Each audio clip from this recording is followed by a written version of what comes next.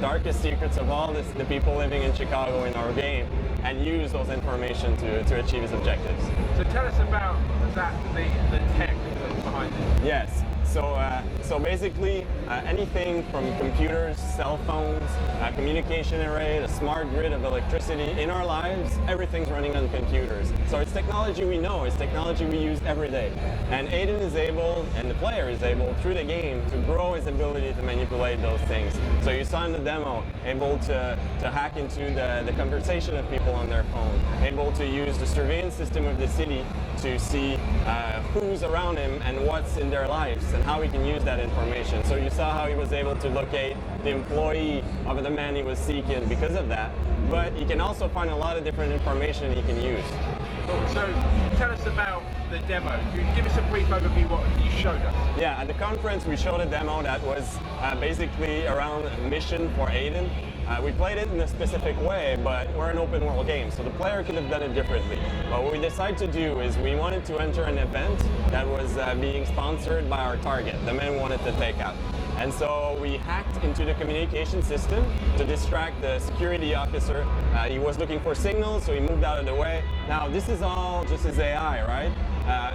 Anyone using a phone in the city, if you hack the communication array, they're going to change their behavior, interrupt their conversation. So basically, Aiden slipped in and met one of his contacts named Jordy, who handed him a gun, and basically he was using himself as a bait there to attract his target. So he hacked into the conversation of one of the employees of his target, so he knew the target was coming in, carefully slipped out of the place and waited for him patiently.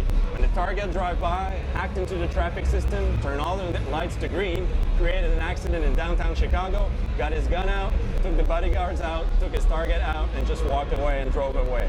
And that's the kind of thing that he's able to do by mixing his ability for violence and his ability for control over the city. So it's Watch Dogs all about being a silent killer? So how silent, Aiden Pearce is a man that is not good or bad. He's in the gray zone. So the player is going to decide how he's going to tackle his objective. The player is going to be the one who decides if, for example, in the demo, he creates mayhem in downtown Chicago, gets his gun out, creates a lot of collateral damages. You saw innocent bystanders getting killed. Well, another way of doing this might have been a lot more subtle. Could have tracked the guy down to his parking lot and just hit him there.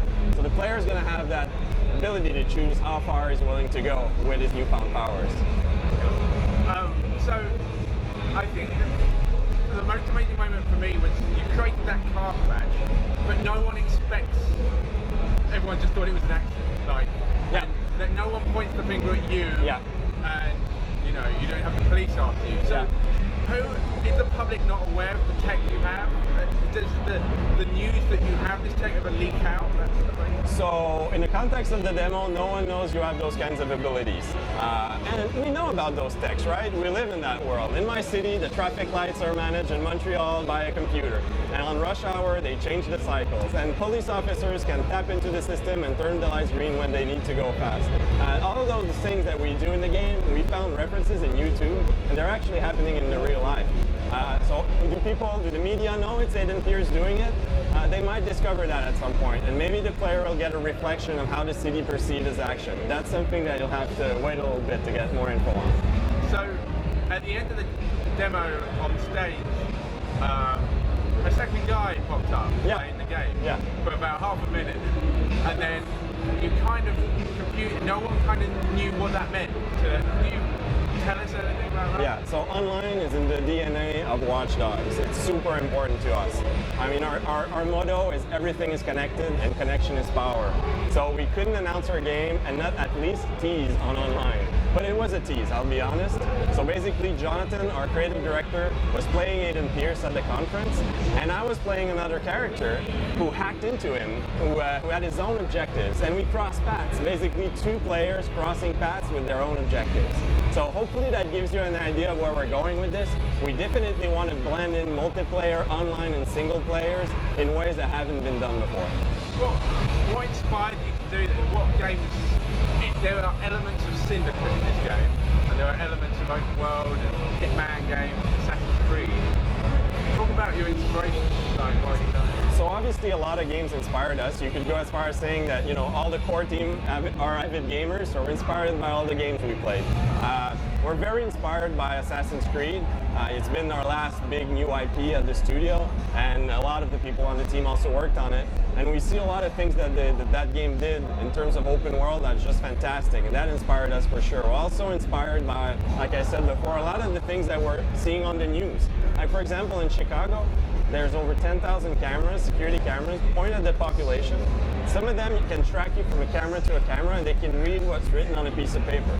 No one worries about that. It's fine, right? But those are great inspiration when you have a game like ours with our teams. So would you say that you're an incredibly cynical group? No, we're not a cynical group. We don't judge technology, right? And we don't say it's good or it's bad. It's what you make of it, right? And in our game, the player is going to decide how far he's willing to go with his new powers. So the powers. Yeah. Do you give the player all of them to play with? No, not at the beginning. So the player is going to grow his ability. Basically, Aiden Pearce is obsessed with surveillance, monitoring, and protection because of what happened in his past. And he's going to basically start exploding that obsession, becoming more and more powerful at surveillance and control. And the player is going to be the one building that ability throughout the game, and he's going to choose the way he wants to grow that ability and the types of controls that he needs most over the city.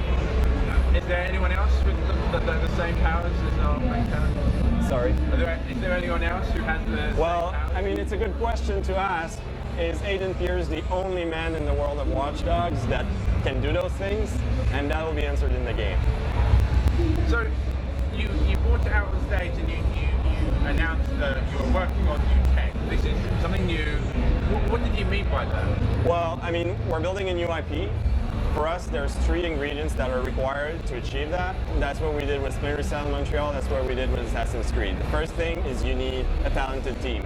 Good, we got that. Really good team. We need time, and we've had that, right? We've been working on this for over 2 years, and we're not shipping this year for sure. So we have a lot of time, and we're able to put a lot of details in the game. The third thing you need is awesome tech, a great engine. Because when you build a new IP, you want to bring a new experience. If you're just making the same thing everybody else is doing, what's the point, right? So to create a new type of experience, your designers need new tools, new engine, and we did just that. We basically have a very strong engineering team, and we built a new engine to give the designers new abilities, new things that they could do. And that's how we can have so much detail and so much density in our Chicago. And definitely, we're going to be supporting multiple platforms when we come out, and that's really exciting. So tell us about the city. Is it based on Chicago? Yeah, it's so the city the game is set into is very heavily inspired by Chicago. It is Chicago. Obviously, we're not creating a model of it. We're giving ourselves liberties. But for people who know Chicago, it's very, very similar. So I visited Chicago. There's nice areas, there's bad areas. Yeah. So do you work with that? Like, are there more dangerous places that you find different characters in the city? Yeah, and it's interesting to see how in a city like Chicago that has a lot of different districts and a lot of variety in it, how obviously the people are different in each neighborhood, and in our game you get to know a lot about those people. They have lives, right? They're real people, and you also have different ways of controlling the city. If you're in a poor neighborhood or if you're in the middle of the loop like we did at the conference, where there's a lot of things that you can control. So those things will influence the way the player plays. It will also influence the type of people he's meeting and what information he can dig on the people around him. I thought there was an amazing moment of story.